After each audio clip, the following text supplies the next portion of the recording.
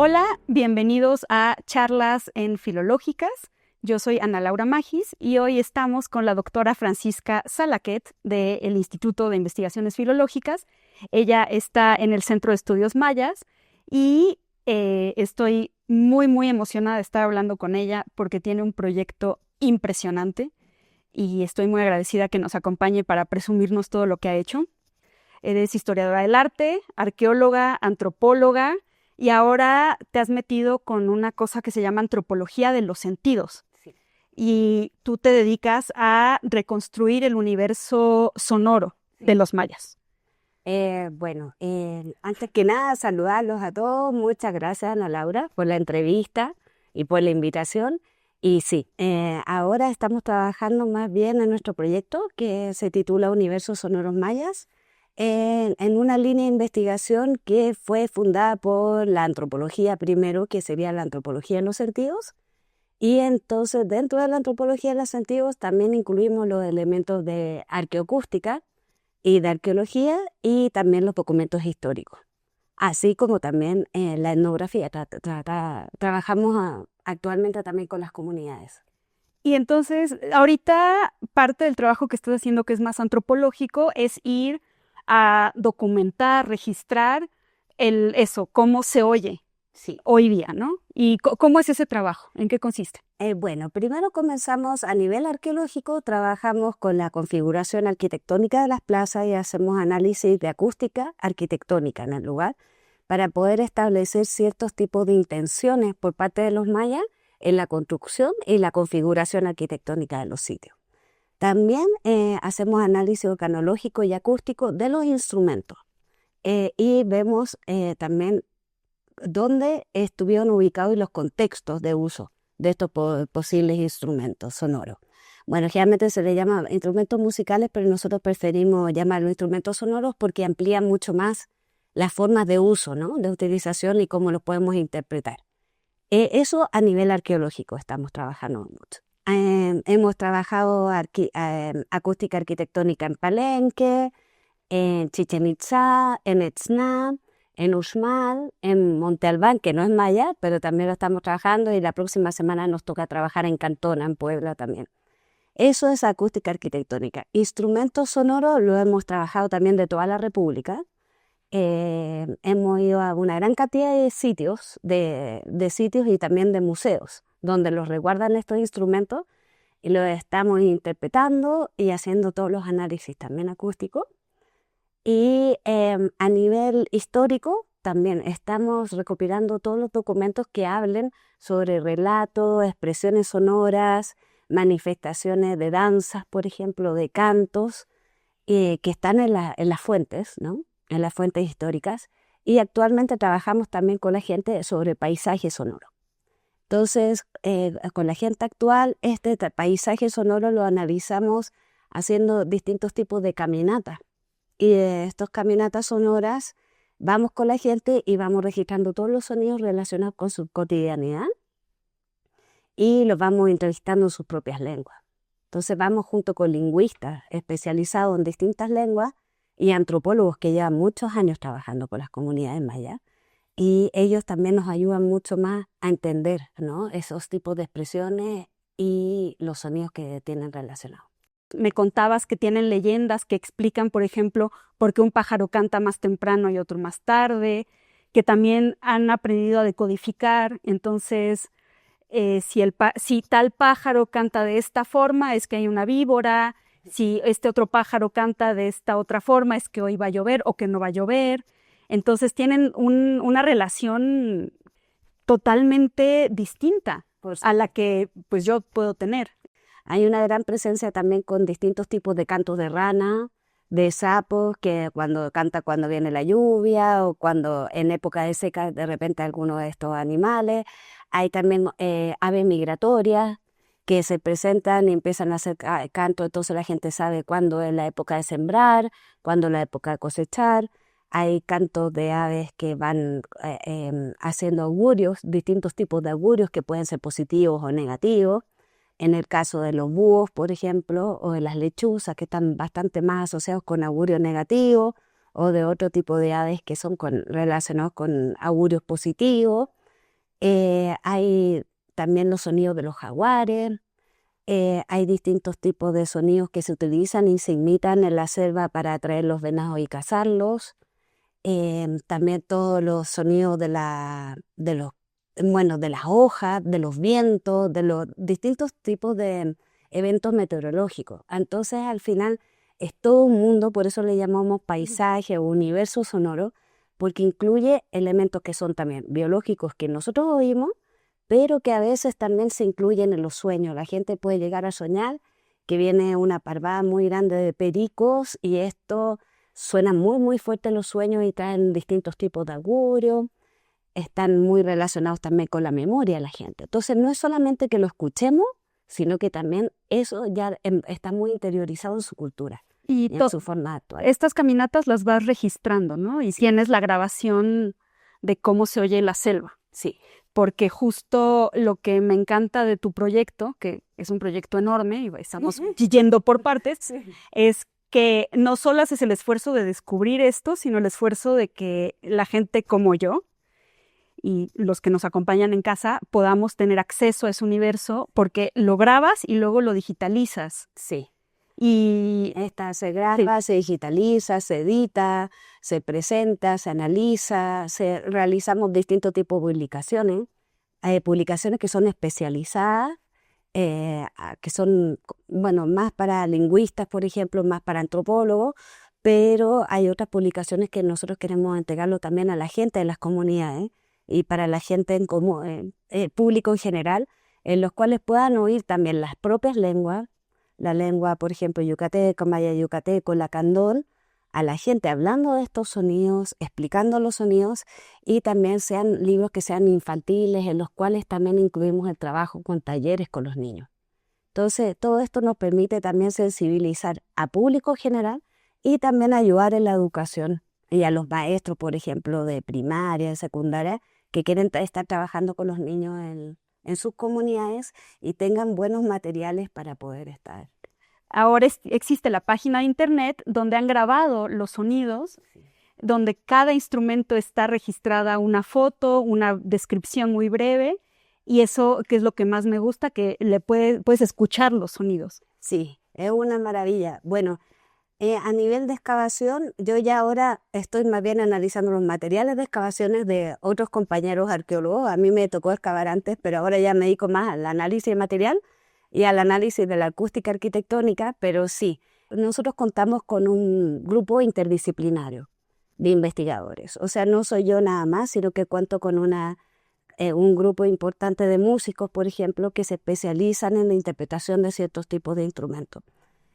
Pero muchos de ellos han sido formados a la usanza occidental, entonces muchas veces también los mismos músicos mayas actuales los guían un poco sobre cómo, igual los alfareros y las alfareras, los guían en cómo debe ser tocado el instrumento. Igual lo vamos guiando y vamos tratando de sacar el mayor rango, ¿no?, de sonoro de cada instrumento. Siempre nos queda como esa sensación de que podríamos haber hecho muchísimo más, pero tratamos de sacar lo que más podemos, ¿no? Quiero decir que además en la página sí, hay una cosa de juego, digamos, sí, que está increíble, porque le das clic y escuchas cada instrumento por separado, pero también está otra parte donde te puedes meter y componer, entonces puedes jugar, meter muchos instrumentos al mismo tiempo, y eso, a mí me parece fascinante que gracias a este trabajo tenemos acceso a algo que se había perdido y algo que si no fuera por gente como tú y por la tecnología del internet, hace 50 años, ¿quién podía llegar y tocar una flauta maya? Por supuesto. Y ahora, no puede acceder. Entonces, estos son bien. No, es que estoy fascinada con tu página. Muchas gracias. Pero pues me fascinan mucho los instrumentos.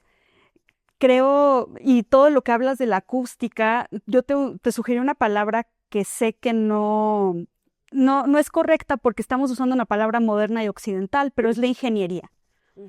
Pero pensar que estas personas eran ingenieros en el sentido en que habían estudiado no solo a los pájaros, a la lechuza, había tanto saber acumulado alrededor de cada pájaro, de cómo se oía el pájaro, y tanto saber de ingeniería de materiales, si vamos a hacer este silbato que imita a la lechuza, ¿qué material tiene que ser? Si va a ser barro, seguramente no era cualquier barro, sino que se habían especializado de dónde había que... Entonces, la ingeniería, la cantidad de información que va para hacer una sola flauta, y luego ya cuando hablas de cosas monumentales, ¿no? De un sitio que conocemos como un sitio arqueológico, Sí. pero que era un centro de reunión de la población, que está diseñado para que se oiga, que es la Claro. parte de acústica que Por estudias. supuesto, yo creo que, bueno, igual la palabra ingeniería sí, no me convence mucho porque, bueno, en el sentido de que lo siento un poco corta. Ah, La siento un poco corta en el sentido de que sí, hay todo un saber técnico, ¿no? Que el saber técnico que tienen los ingenieros y es invaluable, pero también hay un saber cultural y de práctica que se va transmitiendo de generación en generación, y también hay elementos simbólicos que son muy importantes. Entonces no es solamente como la técnica para emitir el sonido, sino que es el sonido que tú quieres para cierto ritual y con el cual tú te vas a comunicar con ciertas deidades, por ejemplo. Entonces va mucho más allá de que no sea como algo solamente técnico, sino que más a aspectos ideológicos también, ¿no? Pero me parece muy bien, o sea, sí tiene la parte de ingeniería incluida, pero va más allá todavía, y hay objetos que llegan a ser considerados como si fuesen agentes, ¿no? Hay objetos que se activan, entonces sí tienen cualidades anímicas importantes. No todos, pero hay algunos que fueron y que han sido considerados tan importantes que a veces los tienen que matar, o sea, los quebran, etcétera, antes de ser ofrendados o entregados en un entierro, por ejemplo, porque guardan estas cualidades que pueden activar cosas, pueden llamar cosas, pueden activar eventos, etcétera. Entonces tienen una gran fuerza. Entonces, por eso es que me queda un poquito corto el término de ingeniería, ¿no? no, Pero claro, lo que pasa es que yo me estoy intentando acercar con las palabras que usamos nosotros, pero no tiene toda la razón. Y hablando de todos estos saberes, cuando me mostraste la página, me habías mostrado una flauta, la descripción es en forma de mamífero, ¿no? Por favor, háblanos de esa flauta preciosa.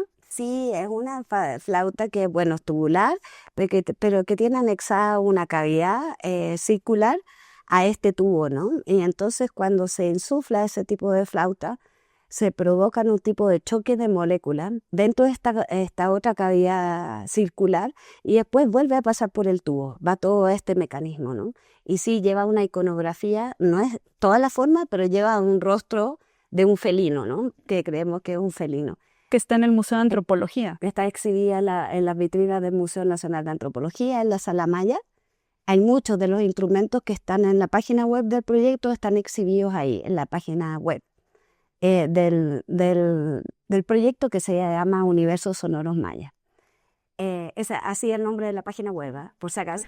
Y es que cuando hablábamos de esta flauta, tú la describiste tan bonito, porque además la describiste con el cariño de alguien. Sí, es que realmente ahí sí uno dice, realmente el nivel de creatividad a lo que llegan para poder lograr este tipo de sonido que es como muy aterciopelado, es que llega mucho más allá de que nosotros busquemos como limpieza muchas veces, ¿no? En los instrumentos occidentales, anteriormente, ahora actualmente con música contemporánea es mucho más abierto, pero anteriormente se buscaba mucho eso, esa limpieza en el sonido, ¿no? En esta tonalidad, y en cambio en esta trae todo un cúmulo de energía a su alrededor que permite que se hagan y se emitan estos tipos de sonidos muy aterciopelados, y que es una maravilla, porque sí uno sí se siente y siente que está parte de la naturaleza dentro de este instrumento, ¿no? Y mucho como sucede con las tradiciones japonesas, chinas, etcétera. Y para estudiarlos, porque son cosas muy antiguas, hechas con materiales, barro, cañas, cosas naturales, pero tú para estudiarlo tienes que recurrir a lo último en tecnología. Por supuesto. Entonces, ¿los imprimes en 3D? Sí. Para... Hagamos primero bueno, cuando podemos, tomamos tomografías, ¿no? Completas del instrumento. Cuando se puede trasladar el instrumento, pero como estos instrumentos son tan valiosos, muchas veces no se pueden trasladar a tomografía, aparatos de tomografía, entonces realizamos radiografía, lo escaneamos con escáner 3D y posteriormente pasamos a la impresora en 3D y ya teniendo toda la cavidad, todo el modelo, ya pasamos a imprimirlo en 3D, pero aparte, claro, ya lo habíamos tocado también, el original, y lo vamos probando con la impresión en 3D, vamos viendo qué tanto cambia también la materialidad del objeto con la cualidad del sonido que está emitiendo, ¿no? Y de esta forma, por ejemplo, cuando son tambores podemos ponerles membrana, porque cuando son objetos arqueológicos no podemos estar anexándoles cualquier otro objeto, porque si se pueden trizar o se pueden romper cualquier cosa. Igual en el caso de que hay algunos que pueden llevar agua, entonces obviamente van primero evaluados por los restauradores y los conservadores, y ellos nos dan la autorización para poder ponerles agua o no. Pero preferimos por eso ocupar mejor modelos en 3D impresos para poder realizar ese tipo de... ¿Y qué instrumentos tenían, bueno, en Mesoamérica, pero sobre todo los mayas? Ya hablamos de flautas. También tenían silbatos, ¿no? Sí, tenían flautas, silbatos, ocarinas, trompetas de todos tipos, tanto alargadas, que tenían cónicas alargadas, tenían trompetas que son trompetas de concha, pero hay también imitación de estas trompetas de concha, pero en otros materiales como el barro.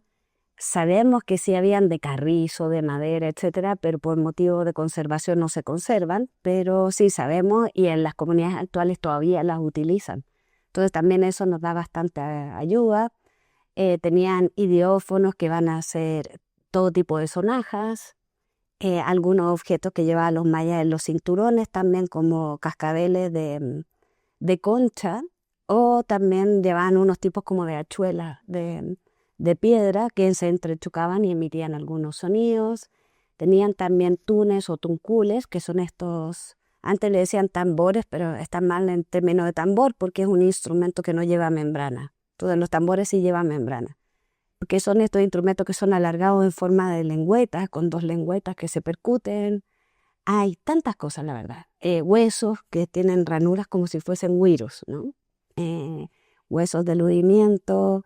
Hay tambores de todo tipo de tamaños también, tanto de cerámica como de madera. Entonces, realmente tienen un universo muy, muy rico. Actualmente también, pero primero estamos trabajando con toda la parte prehispánica y después vamos a ir avanzando con las comunidades actuales, porque no nos da el tiempo, pero sí. Es muy rico hasta la actualidad.